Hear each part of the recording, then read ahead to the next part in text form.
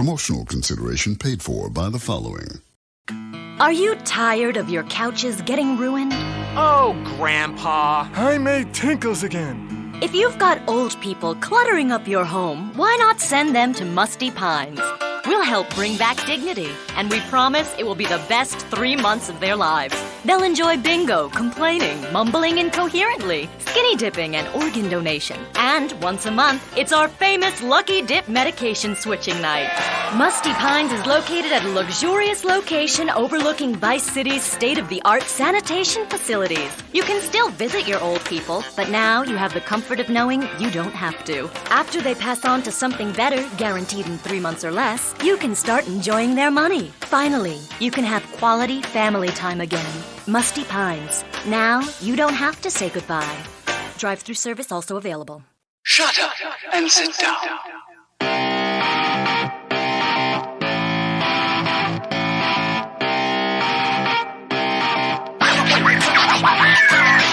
Welcome, everybody, to episode 365 of Third Shift.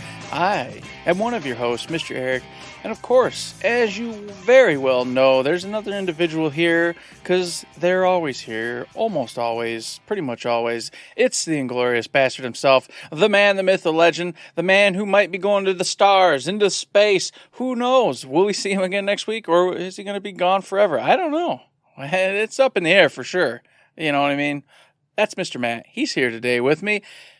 Now, today's going to be kind of weird, folks, all right? We got the usuals. Don't you worry about that. We do got the usuals, but it is going to be kind of different because we're kind of stacking stuff up to talk about as we go along. So just bear with us. You'll see what I'm talking about as we go through the show. And, of course, the usual segment, Mr. Matt, is before we get going, hey, how's your week? What were you doing? And that was the one thing I was going to talk to you before we did the show and say, how do we want to do it? Do we want to do like the topic and the snippets first and then do the releases next? Because it's kind of a talk, but it's kind of a not. Do we want to just roll the talk into your week? Nope. I don't know. We're going to go ahead. We're rolling the big meats up in the front. And you know what? The snippets, if we talk too long, you know what?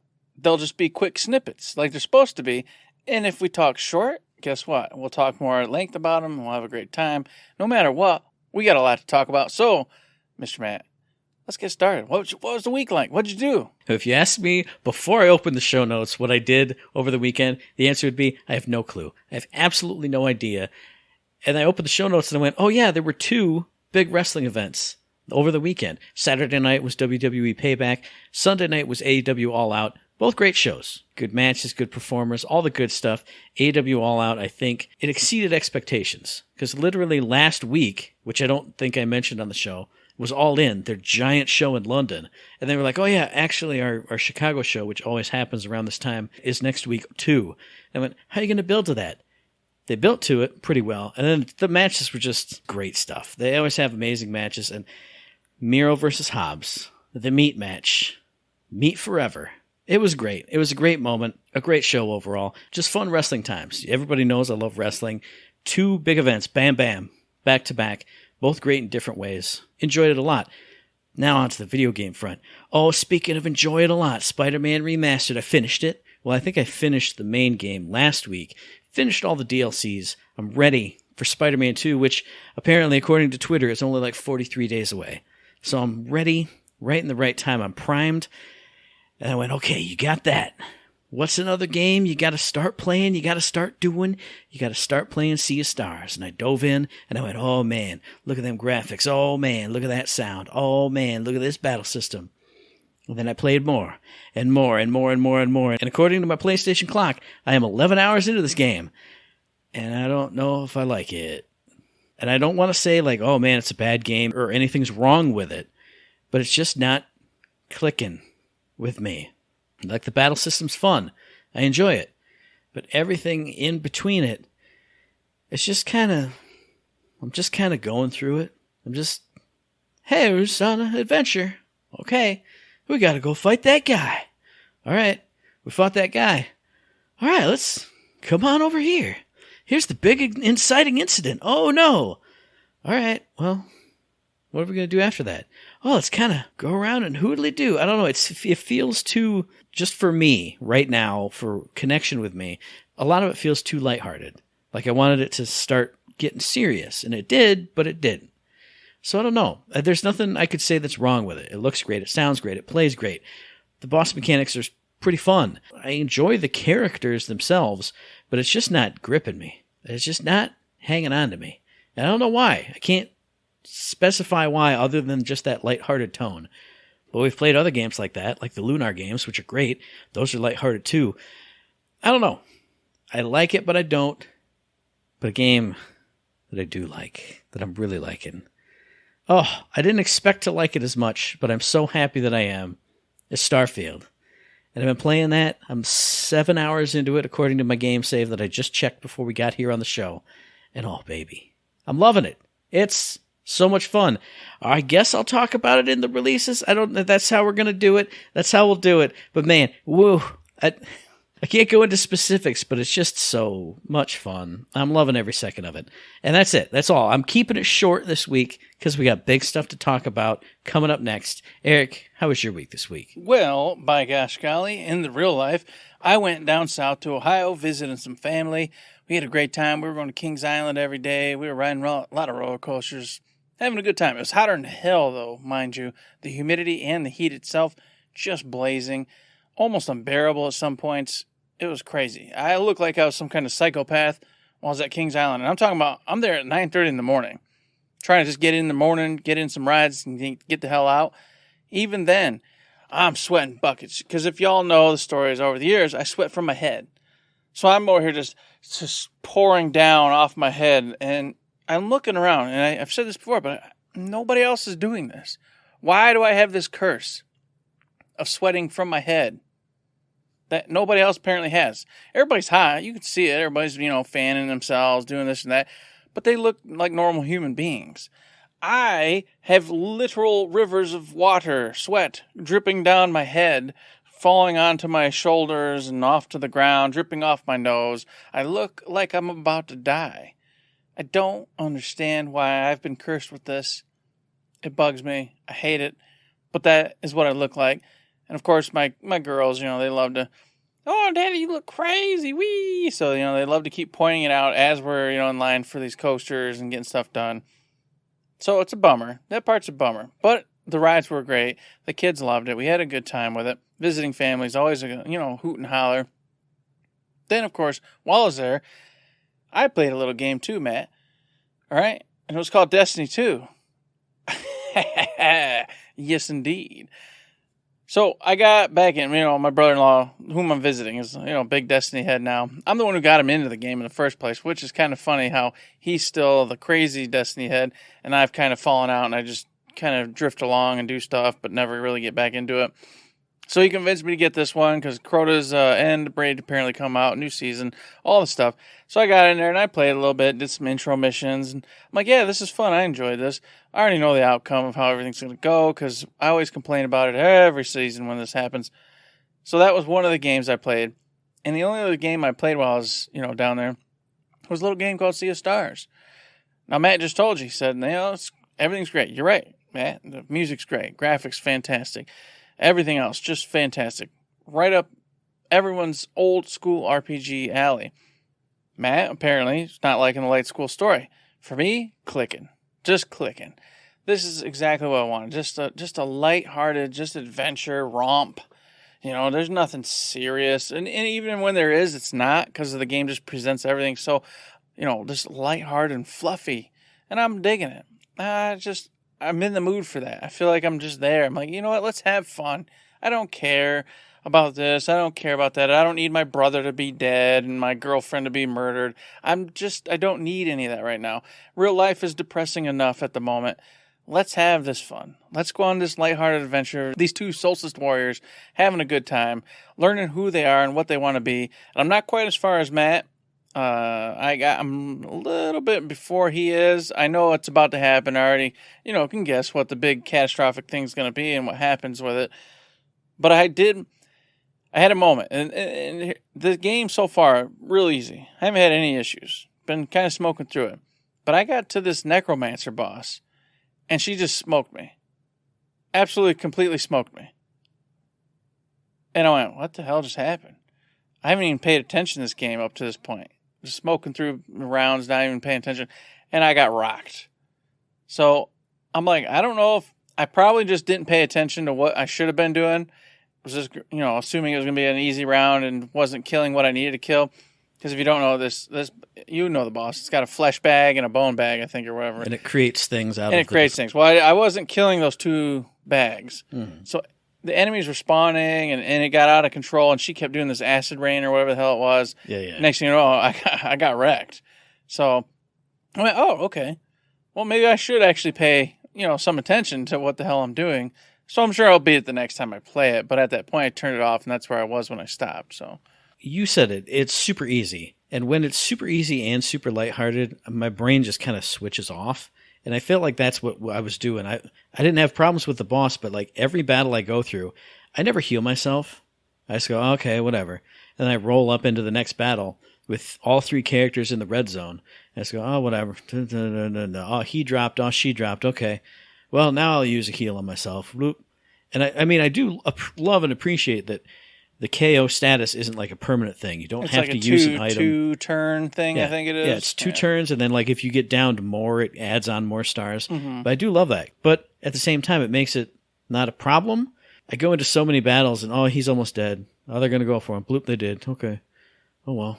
I don't know. He'll be back up. Yeah, it's one of those weird things. Like, I don't resent it because I like the system, but it just makes me just, no.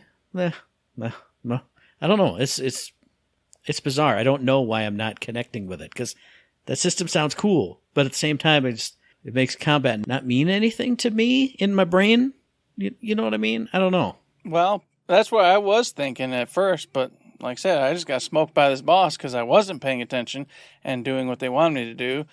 So you can actually die, I guess, if you're just like, I'll just hit the main boss. I'm not going to worry about anything else. Oh, God, I'm dead. Okay, well, next time, probably get rid of those little sacks. That way you don't get a bunch of ads on top of her doing her acid rain and whatnot over and over again. But I enjoyed it. I had a great time. I'm having a great time for sure. Okay, the only other thing I will jump in and say, I don't want to monopolize it, but there's a boss later. And you know how there's the lock-breaking mechanic, which I don't think we mentioned on the release when we talked about it. How if you hit, certain enemies will be loading up an attack, and you got to hit them with 3 moons and 2 sword slashes, and then you can break them, and they don't do the attack at all. Yeah. Coming up after the whole thing, there's a boss that I was fighting, and every turn he would come up with a 1-turn countdown on that. So normally you have 1 or 2 or 3 actions to break the lock. And he would have 6 moons. Okay, I can do that with a moonerang. And 2 slashes and 2 something else. So it's literally impossible to do. And this boss, since he's a boss, okay, I broke his 6 moons. It didn't decrease his power at all. No. So I'm like, what's the point of this? It's impossible. And even when I do it, I don't know. So maybe that's one of the things that kind of turned me off. I didn't die on him. I didn't have a problem with him. But it was just kind of like... But the mechanic was kind of... Here's what you can do. But I can't do that. And the piece that I can do doesn't matter. So maybe that was I was kind of sliding down, and then that slipped me down one more little step. And I was just like... yeah. But I'll tell you what, I don't care about any of that period. The environments are wonderful. I mean, everything is so magical, so colorful. I just love the vibrant world, and the music that accompanies it is just fantastic. It puts me right back in the old days, playing them RPGs, sitting around upstairs in my boiling attic, playing over and over and over again, right back there. It gives me the feels. It does what it needs to do. Having a great time with it. And then, of course, I've played this little game, Starfield, did like, I don't know, I'm not far. I think I only did like 2 hours in it. And this other little game, Baldur's Gate 3, I think I've only, I don't know, maybe a couple hours into that. That's about it. That's all I've done. Of course, without further ado, man, we move on to video game releases, which is kind of a weird thing because, especially for the Baldur's Gate 3, I've already talked about it release-wise, but that's not why it's in the release. It's released for a different reason because it needs to be there for reasons. But before we get there, Matt, Starfield, you said that's your release? What's going on? That is my release because it was officially released as of the 6th or the 5th at night when I played it, or the weekend before, if you had early access and all that stuff, developed and published by Bethesda, PC and Xbox. Everybody knows all the stuff. And I won't do this like a normal release, because even today, I went on YouTube and I went, okay, I've been media blackout on this pretty much. I haven't been listening to reviews. I just want to play it for myself. And I went, today I'm going to hear some stuff so I can talk to the people about how cool it is to build a ship or an outpost, because I haven't gotten to that part yet. And I put into YouTube search Starfield review. And everybody knew this was going to be a polarizing game for a multitude of reasons. And I looked at the first thing that came up in the search and went, Starfield sucks. Why it's terrible. Okay. Second one, why Starfield's the game of the generation. Okay. And it continued on like that. So I went, okay, I can't do it. I'm in a different camper. I'm not this kind of guy. So all I'm going to do is tell you my time with it and the fun that I've been having with it. And I'm telling you, for some reason, because I play higher resolution games on my PS5 here with my nice 144 hertz 144p monitor, and I played Starfield on my Series S on my 1080p TV in the living room. From the moment I booted it up, I was in awe. Even just in the cave segment, I went, man, these people and their equipment, it looks really good. This cave looks really good. And then you get to a part where you're outside and ships are coming in and ships are flying away. And maybe it's because I told Eric this off air. I got some really nice isolating headphones. So when I'm playing Starfield, I'm in Starfield. It looks so good. It sounds so good. For some reason, the vastness of these open areas I was in, it hit me. You go to the first big town. I spent 5 minutes just walking through the town looking up like you would as a Gawker tourist. Just, wow. Whoa, cool. And then my favorite thing happened. I walked past a person, two people talking. They went, hey, did you hear about the power shortages down in the Undercity down there? Oh, yeah, that sounds really weird. Plink, plink up in the corner. It said, quest objective. Go find out about the brownouts in the Undercity. And I went, yeah. And I also went, yeah, because I knew Eric would hate it, because it's adding stuff into your quest log without you even having to pick it up. And then I walked by another guy and he said, man, I went to get a drink from Susie and she was complaining about this. Plink, plink, plink, plink, plink. Up in the upper left-hand corner, there it is again, another quest. Another quest, another quest, another quest. And it gets me so excited, because everywhere I've gone, I am 7 hours in, like I said. I have not even exhausted the quests in the first city that I land in. I mean, I've been off planet for one quest because it asked me to go there and come back, but I haven't even left the intro area yet. And every single place that I go, it explodes with quests, and not in just like a walk to the board and see, hello, I'm Susie, hello, I'm Ralph, hello, come talk to us, and just follow a waypoint straight there. It feels good to walk into a store or a bar or whatever. Oh, I'm going to talk to this guy, and he mentions some little problem that he's got. And I go, oh, what can I help you with? Okay, he's got a problem that deals with this faction, and picked up a quest from this other faction person, so these two I can probably tie together. It's happened like 3 or 4 times now, and I'm like, yeah, this is what I want. And every big story character you talk to, oh, they can tell you all about their backstory, and you go through this big, long dialogue exchange, and it just feels good. It feels right. It's what I wanted.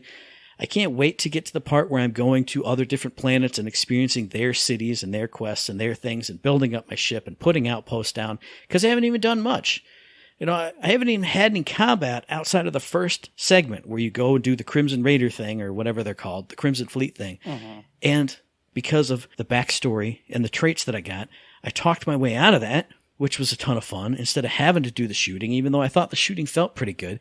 And the conversation system, it's not exactly my cup of tea, but it still feels good when you get it. And then I'm leveling up my skills. I'm adding in skill points. I'm getting better at those things. I'm augmenting my... Oh, God. It's so good. I love it. I'm just loving it. That's it. That's all. So Matt's loving it, and I'm liking it. All right? So this is where it gets weird, because we're going to jump in. We'll have a little conversation about Starfield. This is where Starfield... I told you I played only a couple hours of it. Matt's got 7-ish. He's in love with it. Going crazy. I, of course, came in. And from the word go, was fine with it. Nothing wrong. Was like, all right, cool. Got into this part where it's like, hey, now go to your menu. All right. Now, mind you, I was shutting it off, so I didn't really pay attention to that part. And this is in the very early. So I come back on, and we're at the door to go out into the thing we need to go. But since it already told me what I was supposed to do, it wasn't bringing it back up. So I'm wandering around now, looking, what am I supposed to do? How come we can't progress out of this door? What is happening? I don't get it. Took me forever to get to the point where I figured out you had to go to a menu, go to your helm, put a helm on, because apparently you didn't have a helm on. So then finally put the helm on, and then they're like, oh, now you got the helm on. Now we'll go outside and meet this individual. So we did that. Fine. Got there. Fun interaction with said individual. Another thing happened. The Crimson Raider thing, like you talked about, happened. Hey, here's some shooty shoots. Have fun. Shooting was fine. Not the best ever, but it was fine. It worked really well. It was pretty smooth. No problems. Had a good time with it. Okay. I'm jiving. Here we go. All right, hey, go to the thing. You're going to be the next thingamajig. Do stuff. Okay, fine. Let's do that. Seems really weird that you're doing all this for me, but okay. Let's go. Hey, go to this thing. You got to stop the thing like you're talking about. Okay, we'll do that. Bang, bang, boom, boom, boom. Searching. Oh, you want this coffee mug? Do you want this piece of toilet paper? Do you want this bucket? You do. Do you want this notebook? Do you want this? Do. And I'm like, oh, no. I knew it was there. I knew it was going to be there. It's a Bethesda game. But I'm like, no, I don't like any of this. I don't like this. I don't like this. I don't want it. Especially since, let me check. Oh, look, encumbered. Yep, you can get encumbered. Oh, boy. There it is. That's the beauty of it. I stole the Crimson Fleet thing, just like we talked about. I stole everything in there. Every single thing. And then it got to the end, talked my way out of the thing. Oh, fast travel back to your ship. Okay. Can't fast travel because you're over encumbered. Oh, no. Robot, come here. Dump garbage on. Now, here's the other thing, too. Dumped all the stuff on the robot, got back, and did all the things. Great. But what I loved in that segment, because you're rolling around with your robot friend. That's not really a spoiler. You've seen the robot. He has, for me at least, when I was playing through it, he had some really timely little interjections, like perfect robot interjections. Like I started up combat, and he went, hey, engaging in combat increases the likelihood of human death. Just totally deadpan, just robot voice. And it made me laugh. It made me chuckle. And getting back to the point of why I got to this, picking up everything. Grabbing everything. I grabbed some heavy thing, put it in my inventory, and he chirped up, it is foolish to walk around with so many objects. Yeah, it is, but that's what we do. That's how we do it. That's what this is. Yes. No, it's and then you not. sell it all because, here's the kicker. You choose a background, which gives you 3 starting skills. And for people who say, oh, there's no stealth or no pickpocketing, well, you chose the wrong starting setup. If you wanted that, you would need to get those. But one of the skills you can get is commerce. How do you level up your commerce skill? By buying or selling a certain number of unique items. I got so excited. I was in somebody's apartment, sneaking around, and I went, oh, there's an empty toilet paper tube. I haven't sold that yet. Gimme. Oh, here's a toilet paper roll. I haven't sold that yet. Gimme. Oh, I'm in a kitchen. Oh, there's a pot. There's a mixing bowl. There's a pan lid. There's a spoon. There's a fork. I haven't gotten any knives yet. Oh, but this is a different knife. Oh, I'm in somebody's office. And I sold the blue stylus pen, but here's a red one and here's a black one. Gimme. Oh, it feels so good. It's everything you could ever want in a game. It's all the worst things. Oh, baby. Wow. It's the worst stuff in the world. It's so bad. I hate it. I hate it so much.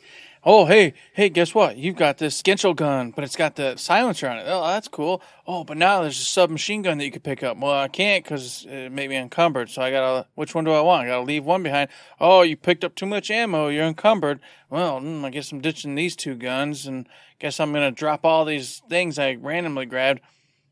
It's so stressful. It is so stressful to me to pick up this stuff and not be able to keep this stuff and have to get rid of crap constantly. I'm like, okay, you know what, Eric? Play this strategically. Be like you was back in the day, sharp mind. I need to stay alive. I'm not here for coffee mugs. I'm not here. This isn't an RPG for fun. You're here to survive, bro.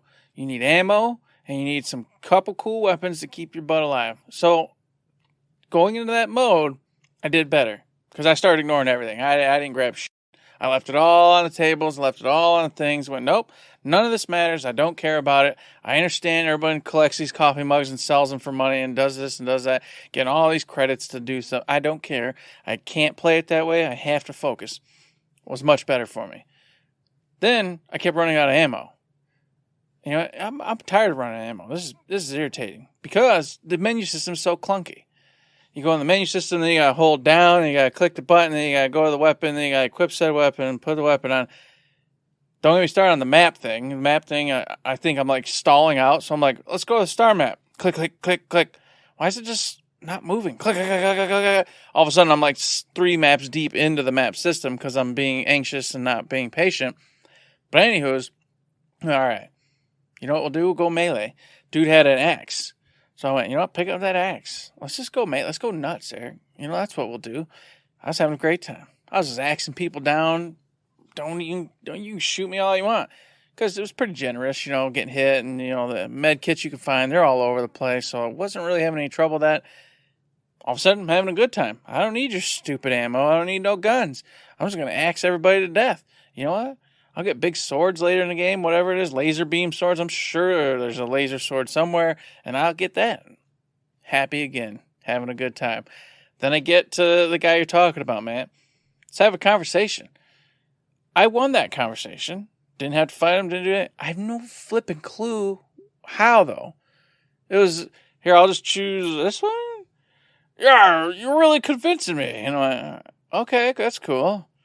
But then I clicked another one. You're really driving my patience, and I ain't got time for you. And I'm like, okay. But seriously, you should just give it to me. You're right. I'm just going to give it to you. I'm like, but you just said you were about to kill me because I was wasting your time. But now we made it. Okay, I guess, whatever. We made it. That's cool. I'm happy with that. I will say the conversation system is weird because you have like the slots on the bottom and then the amount of conversation tries you get. +1, +3, +5. Yeah, but it's like you have 3 dialogue options to fill up the bars. It feels weird to have to say 3 different things to fill up 3 bars. I mean, you can just say 1 and you do get it, but it doesn't flow very well. I'd rather just have a, persuade 75% check, like in Outer Worlds or Fallouts or Baldur's Gate. Yeah, stuff like that. But I've leveled that up, so I succeed a little better, but then I've also unlocked in the second tier of that, you can unlock bribery. So that gives me even more options, which gives me lots of +5s, but they cost credits. But since I sell everything that I pick up, I have 1,000,000 credits. So and then I think 2 tiers down from that, you can't see the details, but there's another persuasion thing. So I'm like, I feel like it's strange right now, but as you level it up, especially, like I said, with 1 extra tier in that bribery perk, you can just basically make it go away. Because what I did in that quest, I had to go off-world. You have to convince a lady to give you a thing. And since I unlocked bribery, it's like 3 different instances. You can bribe her this amount, or like when you start off, you can just be like, thunk, coins on the desk, give it. And I'm sure they could still say no, but it worked for me. She was like, okay, hey, whoa, take it away, just bring it back. And I went, yeah, this is it. It's good. This is it. So, yeah, that part was a little awkward for me. I won it, but the conversation just kind of didn't mesh up the way it needed to make it like I feel like I won it. I was like, correct. I don't know. I feel like I just did dice rolls, but you didn't explain it. Kind of like I just went, I just won. There we go. We're moving on, having a great time. And then, of course, got to New Atlantis. And before that, I should say, the space combat, great time. Loved that. I was like, oh, this is fun. I can definitely get down with this. The rockets, the lasers, the standards, it was all great. The only thing I feel weird about is the throttle up and down the left stick. That kept tripping me out. Like, I'm like, oh, I need to dive. Throttle up. Well, hang on. Got to rewire the brain. Like, I want throttle to be on a trigger. But, like you said, enjoying it. Haven't done much other than that one, but had a ball with it. Yeah, so far it was pretty cool. I could see where the fun will come in, especially when you get upgraded ships and you can start messing around with that. So I had no complaints there. Get to New Atlantis, and that's where it kind of went sideways again. Because it's just like you said, I'm walking, and I'm like, what just happened? Here, you can go do the thing. And I'm like, I don't even know where I'm at yet. I don't even know what I'm supposed to be doing. I have no idea what the story is yet. Boop, boop, boop, boop, boop. Here's another thing. Oh my god. Getting to the actual area. I got to beeline this. I can't look around. Nope, we're not doing this. Beeline, go to the mission. Get there finally. Starts to make sense. They're like, oh, this is who we are and what we're doing. Things happen. They're like, okay, cool. We're going to be best mates. You're going to come with me. And I went, okay, that makes sense. Let's follow this path. But because of the ability to just grab random things, that you didn't even ask for that are just happening. And then, of course, the fact with everything, I like it. I enjoy this. It's really cool. I think this has potential. But I'm like, this has that same overwhelming feeling I got from the old open world games. I'm like, I'm scared. There's too much happening. I need to focus on this thing. Only one thing. I can't pay attention to nothing else. And I will say, because we did mention it, in the quest log, a lot of that side stuff, it shows up under like activities. It's like a little triangle symbol. And your main stuff is under the constellation symbol. Yeah. So, I mean, obviously I've been doing this, that, and every single thing. But I do appreciate that at least it's not broken up to just say main quest, side quests, and activities. But you can kind of filter it by who you're working for or what you're going towards. I do like that. Yeah. So, for sure, I was hoping that this was going to turn out to be something I could just dismiss entirely. But unfortunately, I did have good enough time with it where I was entertained. I had fun. I enjoyed it for the most part, with the little caveats here and there. Will Melee end up being something I can do? Probably not. I'm probably going to have to get the guns and do the thing. But right now, you know what? Melee is going to work, by golly, with maybe a shotgun as a side or something. I'll basically cyberpunk it. Shotgun as a side, swords in hand. There we go. No big beef, no problems. Having a good time with it. But of course, unlike Matt, where he's going to make this his main one, I'm going to sideline this one because I still enjoy Sea of Stars. And I want to finish that for sure. But the other game, Matt, Baldur's Gate 3, that came out too. I've already done a release on this one, which is why I was saying it's a little weird. But I got to put it here because it just released for the PlayStation 5, of course. So you can get it right now. And that's what I was waiting for. Right now for the PlayStation 5, and I did, and I got a couple hours into this one. And I'll tell you, oh my gosh, the narrator in this is just fantastic. Like, I love the narration. I love that feeling. I feel like I'm on a D&D campaign. I'm just in it, having a good time. Every time I touch or do something, the narrator chimes in and is like, with a timid hand, they touched this source of magic. What would it do? And, it's just, all that is just so much fun. Feels so good. Graphics wonderful. Music so far pretty good. Nothing like, whoa, my God, I'll remember this forever. But it fits the theme and it fits the environments so far. Like I said, I'm not far into it. And of course, I've met Sharon and Azamal. What's her name? The Gathic chick. She's crazy. She's mean. I'm going to make her like me just because she's so mean to me. So I have to make her like me now. But anywho, I've met them too. We went through all sorts of craziness, happened to this, got into this, crash landed on an area, and now I'm going through this, Matt. And every freaking thing I do is insane. Every decision, everything, there's an outcome for it. And sometimes it's sharp. Like, you chose to touch this. Well, here's what happened. And it just, whoop, and you're like, whoa, I'm trying to get used to this gameplay where everything you do, there's an action and a consequence. Instead of like old school, just regular RPGs, whatever, I'll steal everything, grab whatever I want, do what I want. I don't have to worry about nothing. This game, everything you do, somebody's paying attention, somebody's watching. And just last night, for example, I played for an hour straight, and I'm rolling through here, I'm talking to Sharon, I'm talking to what's-her-face, and we're trying to get to this village. Whom, mind you, I've convinced these guys I saw earlier that we're okay and it's fine to tell us where this place is and everything else. Once again, cool roll checks you got to go through. Great time. I loved it. Got a critical success. Then we get to this place and there's a bunch of monsters attacking. And I'm like, well, I got to help these folks out. You know what I'm saying? You don't have to, but I'm going to. Spend a bunch of time on this combat because combat's pretty slow. So I spent a bunch of time getting through this whole battle, this whole thing. I'm on the last baddie. He's right with these two individuals. I'm like, all right, I got one more spell I got to cast. We're going to move on with this. I cast Ice Spike or something like that. I think it was called Ice Spike. And it freaking splash damaged one of the dudes. And all of a sudden they're like, oh, you want to fight? We'll murder you too. And they're freaking on me, trying to murder me now. And I'm like, no, you could visibly see I was helping you this entire fight. One mistake, one splash damage goes on to one of them, and now they want to murder me. They don't want to let me in the village. They don't want to do nothing. And I said, no, this can't happen. This can't happen. I shut it off. I'm a scumbag because I can't do it. I can't let that happen. It's not going down this way. I'm getting into that village and I'm becoming friends with these folks. Man, I'm not letting it go that way. I just can't. But I literally just gave up like a 15-minute battle just because one splash damage ruined everything. And that's what I was telling you, hinted at work. Everything I've encountered in this, one critical error, one mistake, one overlook, and you can get wrecked. You can get jacked. And it goes the other way, too. You make one decision, you have no idea what you're actually doing, and all of a sudden they're like, oh, I love you. I'm going to give you all my money. And you're like, oh, sweet, woohoo. And the same with the roles in general. Numerous times now. All right, you need like a 5 to succeed. And I'm just like, I don't care.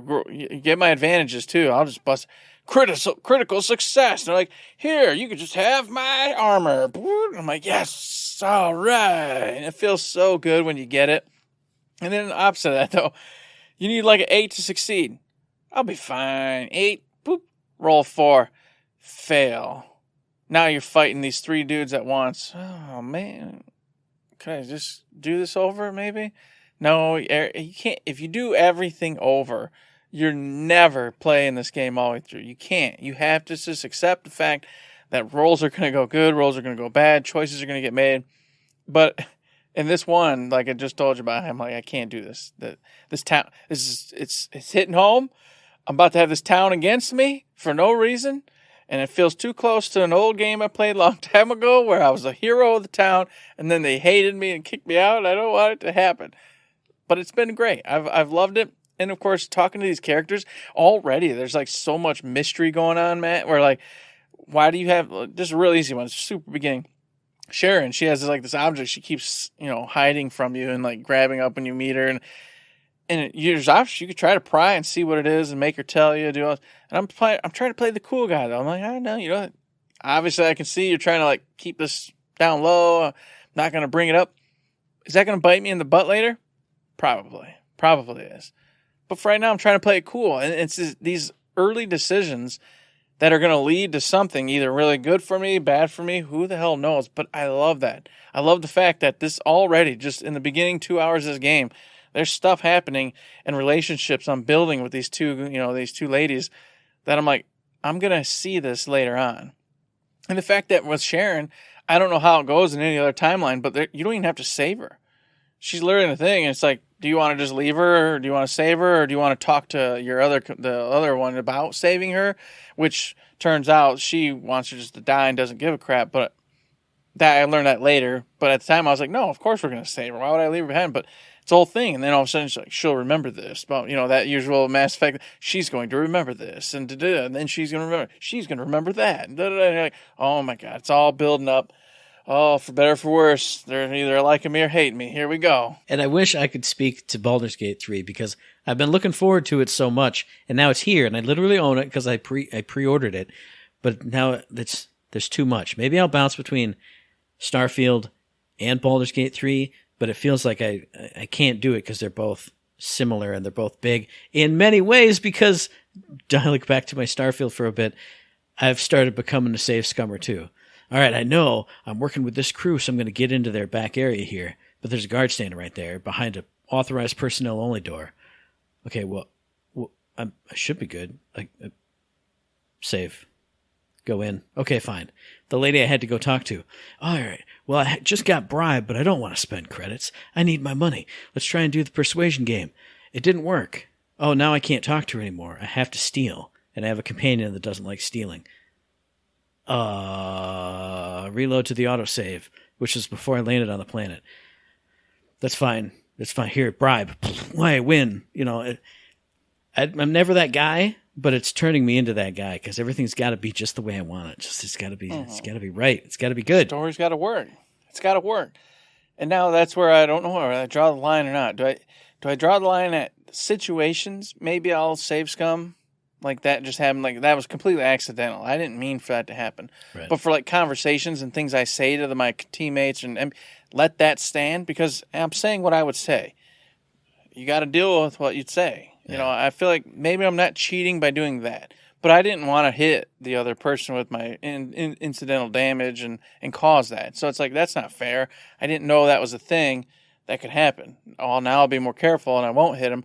Or if I do and it's an accident, who cares? I'm going to redo it because that's not what I want. But if I go, sure, Jaquil, I'll go help you here, and then all of a sudden it turns out I go into a trap and, it's all hard. No, I made that decision. I thought it'd be a great idea to help. So I think that's where I'll try to draw the line. Unless maybe it like completely kills off like my main character, my best character I love so much, then I'd have to reconsider. Gosh, I'd be too tempted, especially like dialogue option roles.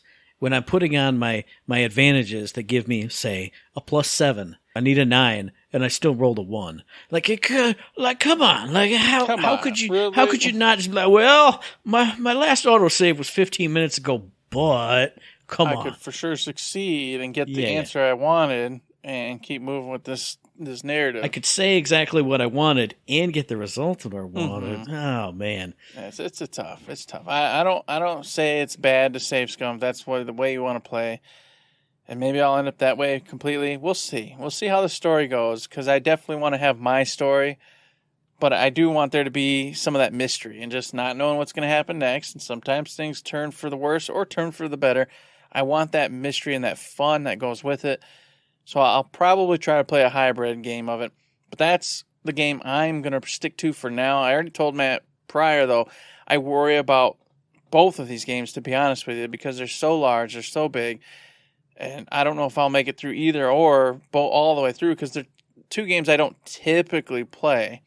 I don't play the CRPG stuff very often, and I don't play the open world crazy stuff very often either.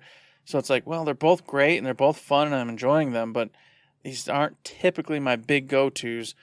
So I'm hoping I can make it all the way through, but we'll find out. Only the future can tell. I know right now I'm jazzed and I really want to get back in and play, but we'll see how the world works, And you just mentioned it. I'm worried too. I'm worried that I won't get to Baldur's Gate 3 this year because I have this, and then in October Spider-Man comes out, and something else we're going to talk about later comes out, and then November Super Mario RPG Remake comes out, and all these other games that I have. But it does feel good. I am happy right now that Starfield has hooked me as much as it did. I've been loving a bunch of games I've been playing, but it feels different and it feels good. I play it with a big smile on my face and I go, yeah, I'm just having a conversation with characters. I got a big smile. So it feels good. I'm glad I'm hooked in that. I'm glad Baldur's Gate is getting its hooks in you and Sea of Stars also.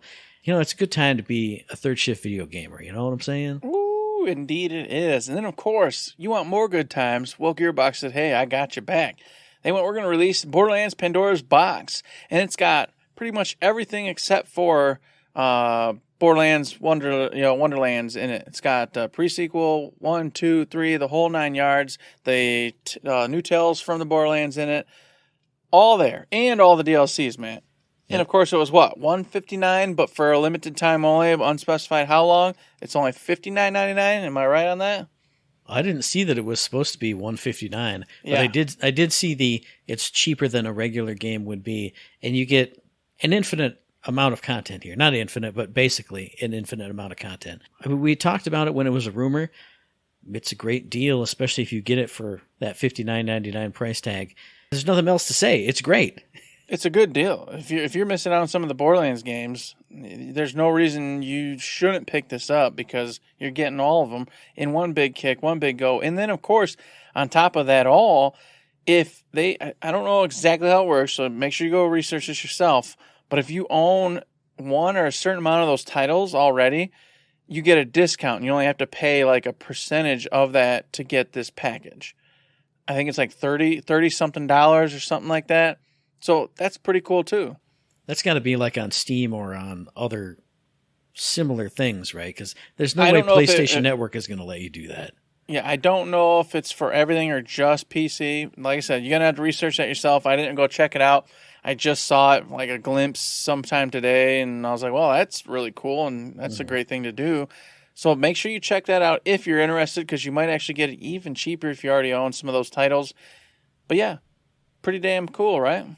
Absolutely. And another thing you should check out if you're interested, and I didn't do my due diligence, I haven't checked it out yet, there's a new 10-episode limited series podcast that the Borderlands people are putting on. I know at least the first episode is dropped, which was I think Randy Pitchford and Mikey Newman talking about how they brought up Borderlands. So if you're interested in the story of Borderlands, and I mean, that sounded like the story of the first game, but they've mentioned in a lot of the preview stuff, there will be actually like details on the stories of the games, not like just how they were developed, but like lore and all that stuff. So if you're interested, go check that out. The first one kind of sounded like what we've seen before from the previous Gearbox podcast. So I didn't check that one out, but if I hear some good stuff about it, maybe I'll check it out some more too. And it's more Gearbox news and Gearbox people talking about Gearbox stuff, so we got to mention it, you know? Yeah, I'm for sure going to go listen to it. But I got to ask the question, why would you not just come over here? Why not come to Third Shift? Good question.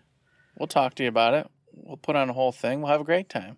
You ain't got to worry about nothing. We can have a 10-episode arc of Third Shift. Hey, look, it's the Gearbox Echo Cast. Tucci can come back if you did this, folks. Come on now. Yeah. Could have been a thing. Just reach out, talk. We'll get there. We'll do the thing. We'll have a great time. Hell, we've always said one of these days we got to get down there just to do a show in their actual podcast show. You know, just to be there, just to have a great time with it. So I'll listen to it for sure. And then, of course, keep up with it. But as of this moment, I have not listened to that first episode just because there's so much going on. And, of course, visiting family, this and that. Been busy.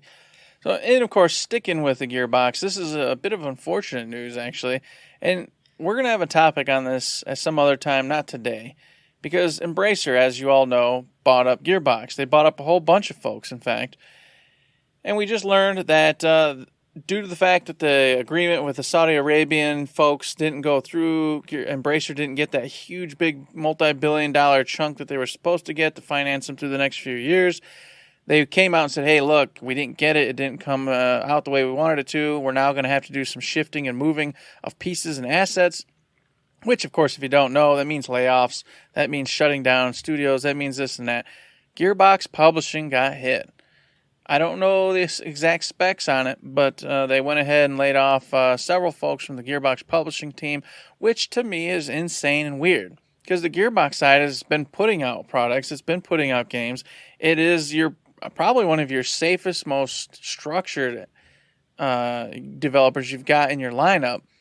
So why would you go hit them right off the bat and not some of the other really strange and offshoot, developers and tangents you got? Really oddball to me, especially since Homeworld's right around the corner and there's been this big push for that. And then, of course, there's a lot of other tiny, Gearbox published games that have been popping. I don't know how well or bad they've been doing, and then maybe there's some relevancy there. I don't know. But it just seems strange to hit them of all the different folks you got. And I agree with that. I mean, obviously, you do have something bigger coming down the pipe. Maybe that's pretty much set and they don't need, a larger team for that stuff. But the only thing I could say and could guess at is, we've said it, a lot of the Gearbox published games look really good. Like, they're really cool stuff that we would be interested in, but they're really small games in a year that is full, just these past 2 years, flooded with huge games. So maybe they're not getting the ROI that they wanted on it. But I feel like when we first talked about Embracer Group, and I'll spin this into the next thing that obviously I'm going to talk about, I didn't realize that they were such a big thing. Like when we looked them up, oh sure, Embracer Group, they're over a bunch of European studios. But like it was as soon as they picked up Gearbox, then it was almost like every other week they bought something else. They bought this, they bought that, they bought this, they bought that. They became this giant umbrella thing. It would feel different if like EA had bought them, because that's a big conglomerate that we know of. Mm-hmm. Instead, it was like, oh, a big group's going to fund them, but we didn't realize how big. And then it's gotten bigger. And now this business deal has fallen through. And not only did Gearbox Publishing get hit, but a company that's been near and dear to my heart for so many years, like almost 20 years. Obviously, they've been around for 30 years, but I've known them for 20-ish. Volition is now gone. They're gone. They've been shuttered by Embracer Group. After the Saints Row stuff, they just finished up the DLC, the season pass for that, and it was like literally 2 days after that last piece dropped. The black image with the white text with the Volition logo at the top. And I went, no, damn it.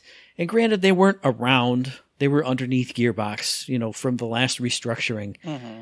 But this is, and I put it on Twitter, this is, for me, what Visceral was for you and EA. Because every time I see Embracer Group, now I'm going to have a scowl on my face. Mm-hmm. Now, I'm not going to kick Gearbox to the curb or anything, or I'm never going to play Borderlands 4 because it's under Embracer Group. but I'm going to have that little seed of hate in my heart. Because Volition was an awesome studio, and they put out awesome games, and yet they didn't get a lot of the critical acclaim, especially lately. But if you all remember, that critically panned game that people literally make fun of to this day was my game of the year last year. It was phenomenal. It was great. The DLCs, the patches, the improvements they've made on it have made the game even better.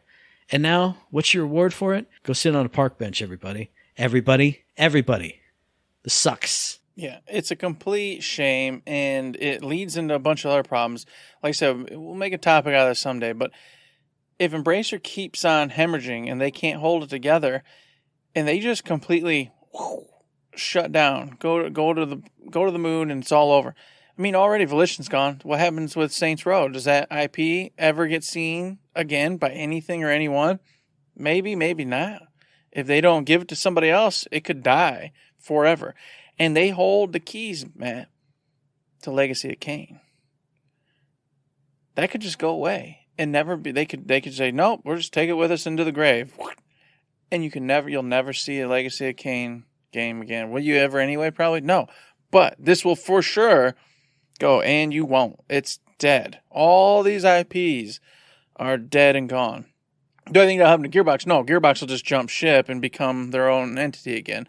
But some of these other ones and smaller ones, and just some of the titles they purchased that they were going to, give to some of the developers they had, those could all die and never come back. And that's crazy to me. Just insane. And that's the thing that, when you talk about if they ever go under or start shuttering studios, Generic asked me on Twitter, hey, what do you think about Gearbox? I'm like, well, you could never close them because you still need that IP, and there's no way Randy would sign that away. Like, I know they're over the Metro guys, so I have to assume the Metro guys wrote it into, we still keep our IP, but you know how IPs are. It can just float around in the ether. They can have the rights here, but their contract was for 10 years, so even though they're gone, you still can't make it for another 10 years because it's not written by us. And this is why we don't like big companies anymore, just generally in society, because weird stuff like this happens. Mm-hmm. I don't want to sound too negative, but this one hit hard. And just like you said, with two possible IPs that could float away, could never be seen again, who knows? It sucks. Yeah, it's such a bummer. But hopefully things can turn around. It won't be like all doom and gloom for them forever. I guess it remains to be seen for now. But on a bright note, Matt, okay, this week, Final Fantasy 16, the big dogs there came out and announced something. And they said, hey, guess what, everybody? We see that you love this game. We wanted to make a complete game for you, and that's what we did. However, with the love and attention that's been coming to you, our way, we had some ideas that we did, think about doing, but weren't going to. But now we're going to. There's 2 paid DLCs coming, Matt. And, of course, one of them is going to be all about Leviathan. I mean, that was like the obvious one. It's one of the icons that isn't there. It's just, it never gets talked about except say that it's lost. And it's like, well, why is it lost? What happened? Did one of them have to sacrifice themselves to get rid of the darkness so the others could escape? Or is there some other reason? Well, I can guarantee there's some other reason because I'm promising one of those DLCs will be about Leviathan. And the other one, who the hell knows? Everyone's speculating this and that. But the one story I do love is Sid. A prelude, it's all about Sid's life and Sid's adventures, and you play as Sid as the main character. And that I would get on board with for sure. You got to do an epilogue. One of those has to come with an epilogue. Oh, I would love an epilogue. I mean, it can just be 15-minute gameplay sequence where you wake up on the beach and you go to the island and Jill and Torgal show up at the island or you're building a house and Jill and Torgal come to the house. Something. Now, I don't think it could be a full DLC because Magic's gone and you can't have the same kind of stuff. But with one of those has to come like a Mass Effect 3 style enhanced ending. Something to flesh it out and make it however you want. I don't know. Who knows? Regardless of what happens to Clive, I agree. I wholly want an epilogue where you're doing something with characters post the game to kind of flesh out how it came to be, where it was, all that good stuff. Because I feel like the closure isn't 100% there. It was a great game, had a great time with it, and a lot of stuff happened. And then it was just like, and it's done. And you're like, man, wow, okay. I didn't really get to say my goodbyes. I don't feel like I got to really end this. Yeah, you got to have a Final Fantasy 4 or 6 type of ending where you're flying around, or the camera's flying around and say, "Oh, look, in this city here they're rebuilding this, and that person's the new leader, and and the life is coming back to this blasted land that you were just in." Something even just simple like that. It's just here the world is rebuilding. We know it did because we see the ending thing, but to see it. Yeah, and I think that would be perfect. But who knows what they're going to do. And along with those 2 DLCs, they also released an update that's available as of the day it was talked about, where you can transmog your weapons now on Clive. So any sword that you like, you can put on. It'll have the stats of whatever sword's actually equipped. You all know what that means when I say transmog. And they've got alternate outfits now for Torgal, Clive, Jill, Joshua, and I think that's it. But you got alternate costumes now for those characters as well. And then, of course, some other updates, this and that, but none of that's truly important. It's just mainly the transmog and the alternate costumes, both of which are fantastic, neither of which are going to get me go back in the game right at this moment because there's too much to play and too much to do, but awesome nonetheless. And it will be nice when you go back to try and get that platinum. Oh, look, now I can have my favorite sword. Now I can have this cool outfit. Now Torgal looks like this. Now Jill looks like that. It'll be a lot of fun. And speaking of a lot of fun, we're going to run over because we got to talk about it because we didn't have a chance last week because it happened after the show was recorded and I dropped in a line. But we got to talk about the Super Mario's Wonder Direct because I watched it again today and it made me smile all over again.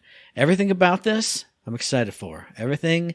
And it sucks because it's coming out like in October, so it's coming out soon. 10/20. It's right around the corner. So I'm happy, but I'm sad. Because now I got to finish everything so I can play this. So if you don't know, everybody, Super Mario Bros. Wonder is coming out 10/20 on the Nintendo Switch, and it is a true-to-form 2D Mario game coming at you, and it looks fantastic, all right? You get to play either solo or with friends, hanging out, having a good time, but unlike the previous titles, you won't be hindering each other, so you no longer can jump on the characters and kind of ground pound them and stomp them into oblivion.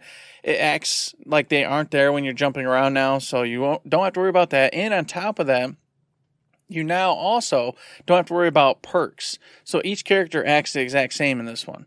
Now, you can get a badge, which is a new system coming out, that allows you to change how a character acts. So you can get Peach's long jumps. You can get Mario's stutter jumps. You can get just a whole slew of different badges that allow you to do different things with your characters. And that's one of the things I'm most excited about. Because when they talked about badges, they showed it off first. I think it was Daisy in her elephant form, which we'll talk about in a second. And she used like a vine whip, like a grapple hook. She jumped up in the air and shoot a vine out, grappled to the wall, and clung onto it. And I went, oh, Jesus. And then they're showing wall jumps and like a special wall jump stage where it's just vertical platforms. No horizontal platforms, no nothing. So you have to wall jump and you're kicking around as Luigi. Oh my God. I can't wait to use all of these, to get every single one of these, and then go back in every single stage and go, okay, yeah, sure, the dolphin one I'm going to use in the underwater stage. But what about this one in this stage? What about this here and this there? Because they showed all kinds of little tricks and tips and, get up above the screen like you always used to back in the original and flippity-doo and find a little talking flower up there. And, oh, man, got me so excited. And then on top of that, Matt previously was like, I want this to be really wild. I want there to be really cool gimmicks going on to really kind of change everything up. And they're delivering. So you're like in the flower world and you go find them. And whenever you get to them, they change that entire world that you're in and how you're playing it. So like in one instance, I saw they hit the flower and all of a sudden stars just started dropping from the sky and it became like this fast-paced level where the pipes were moving up and down and you were just constantly getting stars over and over and you had to run as fast as you could. Then they, of course, told you about how it's going to sometimes change the very way you're playing the game itself. So it's like an over-top adventure where you're looking down at Mario.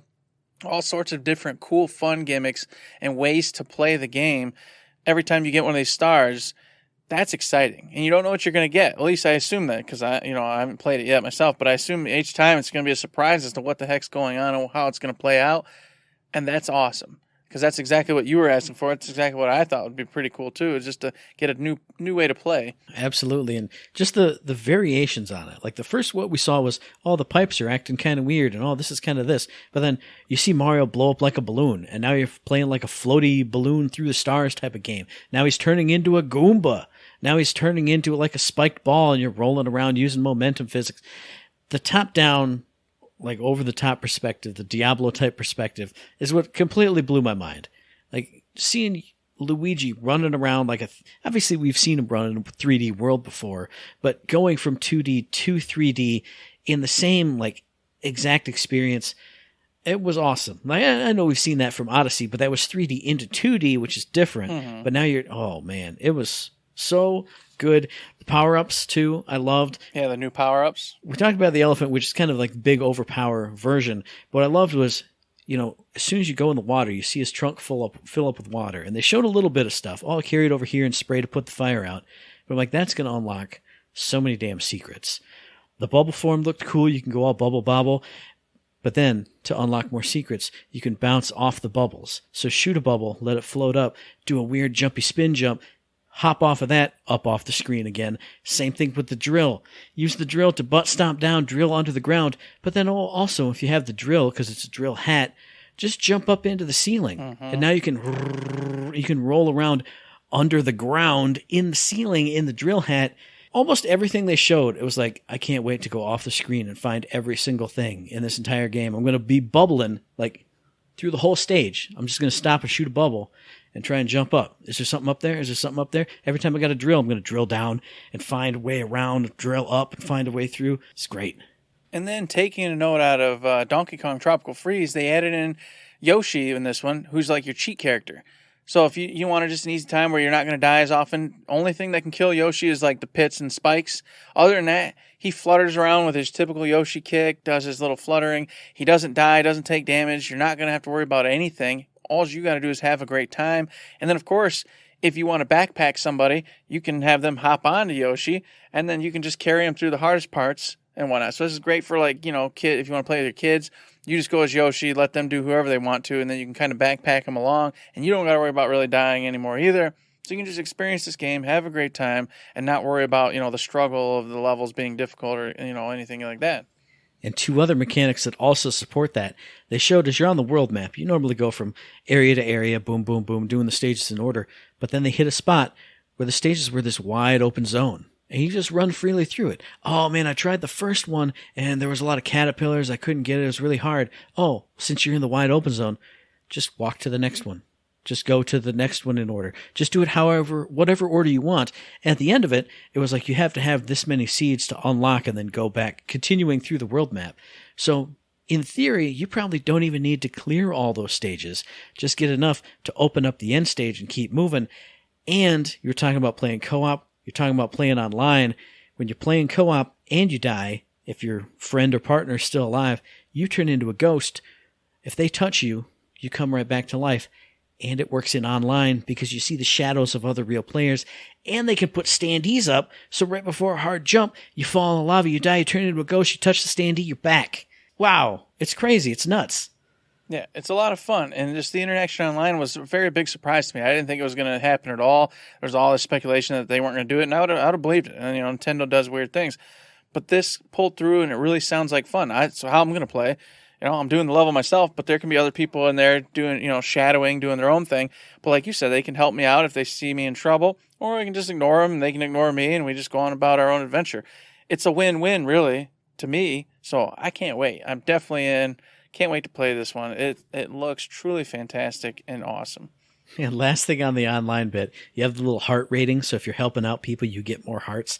It reminds me of the likes from Death Stranding, where you put up a really good ladder, you put up a really good bridge, and everybody uses it. You get more likes because they like that you did it. You put your standee up, you res a bunch of people that you don't even know, people you never see again, but they use your standee, you get some likes. It's an interesting little thread that connects all the different players. I can't wait for this. I watched this, and I immediately went and pre-ordered it. I can't wait to play it. It looks like everything I could want from a 2D Mario game, and a bunch of things I didn't know that I needed, but I definitely want. Indeed. So much, Matt. As we always talk about, so many games to play, so much to do, but it's great to have the news. It's great to be playing these games right now and having so much more to look forward to. What a week, what a month, what a year. It's glorious. It absolutely is glorious. So what about you out there in podcast listener land? Let us know what you're playing. Are you in Baldur's Gate? Are you in Starfield? Are you in Sea of Stars? Are you in something else that we didn't even cover? Can you not wait for Super Mario Bros. Wonder? Or do you have any kind of other thoughts, questions, comments, concerns? If you just want to say hi, hit us up at the email thirdshiftme@gmail.com, on the Twitter machine at ThirdShiftME. Find us on Facebook under Third Shift. Hit up the Discord, the Patreon, the Twitch. Hit up my house. I don't care. Ring the doorbell. There's no doorbell. Just knock on the door. Ding dong. And while you're dinging and donging over there, you can head over to Patreon, where it's a little old tip jar. You like what you hear, like what we're doing. Consider throwing $1, $2, $3. Get a whole bunch of bucks in there, and you'll be watching a couple extra shows, having a good time with us. And if you can't do that, I get it. I understand. You can, though, go ahead and give us mailbag questions, suggestions for the show. Talk to us in any other way, shape, or form, including that on Discord, which we've been having some awesome, fun conversations over there. So make sure you get on the old Discord and hop in there with us. We'd love your company over there. Or, guess what? It's those 5-star ratings. Told you about them. iTunes has them. Spotify has them. Consider those. Those help us out. Make us feel good, make us feel great, get us up in the little ratings and the marks and the little computer jib-jabs. You know what I'm saying? Gets us up there. Do the thing. Make us happy. And make us happy by listening to the very next episode, which will be dropping on or around the 14th of September on iTunes and Stitcher, on Podbean, on Spotify, and on YouTube. And as I always say, hey, if you like what we're doing, like to help us out, please give us a like, a rating, a review, a comment, a subscription, any kind of good thing on any one of those good services, because it does help us out, and we really do appreciate it. Indeed we do, just like we appreciate those 5-star reviews, folks. The summer's coming to an end. We need you to get out there with that last bit of the sunlight you're going to get and use that energy to give us some 5-star ratings, folks. Help us, help you. We appreciate it very, very much. And with that, there's nothing else to say but...